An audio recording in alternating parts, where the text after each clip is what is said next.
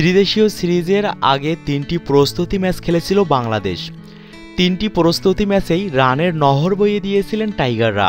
ওই ম্যাচগুলোতে ৩০০-র উপরে রান করেছিল টিম বাংলাদেশ, কিন্তু মূল সিরিজের শুরুতে সেটা দেখা যায়নি। বৃষ্টি অবশ্য টাইগারদের পুরো ওভার খেলতে দেয়নি। ঘাসে ঘেরা উইকেটে খেলতে নেমে খুব দ্রুতই উইকেট হারিয়ে বসে বাংলাদেশ। সৌম্য সরকার, সাব্বির রহমান, মুশফিকুর রহিম ও সাকিব আল হাসান আউট হয়েছেন। সবুজ উইকেটে খেলেই এমন ব্যাটিং বিপর্যয়। তবে দেখে শুনে খেলে তামিম ইকবাল ও মাহমুদুল্লাহ রিয়াদ বুঝিয়ে দিলেন এমন উইকেটেও বড় স্কোর করা সম্ভব। তামিম ইকবাল ও মাহমুদুল্লাহ রিয়াদদের ইনিংসেই হয়তো আশাবাদী করে তুলছে মাশরাফি বিন মুর্তজাকে। বাংলাদেশ দলের অধিনায়ক জানালেন, এই ধরনের উইকেটে ৩০০ রান করাও সম্ভব। তিনি চান দলের ব্যাটসম্যানরা দেখে শুনে খেলবেন।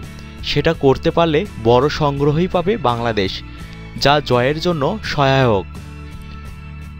নিজেদের দ্বিতীয় ম্যাচে নিউজিল্যান্ডের মুখোমুখি হবে বাংলাদেশ।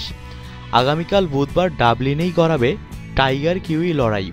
ম্যাচটি শুরু হবে বাংলাদেশ সময় বিকেল 4:30টায়। ওই ম্যাচের আগে উইকেট নিয়ে আলোচনা চলছে টাইগার শিবিরে।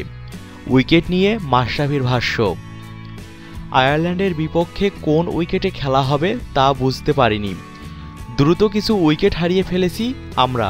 ব্যতিক্রম ছিল তামিম ও রিয়াদ।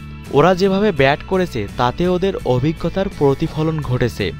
এমনটা হওয়া উচিত। এসব কন্ডিশনে দ্রুত উইকেট হারালেও ঘুরে দাঁড়ানো বড় ব্যাপার। দ্বিতীয় ম্যাচেও হয়তো এই ধরনের উইকেট হবে। উইকেট যাই হোক না কেন, এই ধরনের উইকেটে থিত হতে পারলে ২৭৭ থেকে ৩০০ রান করাও সম্ভব। আমাদের লক্ষ্য তেমনই, যোগ করেন টিম বাংলাদেশের দলপতি।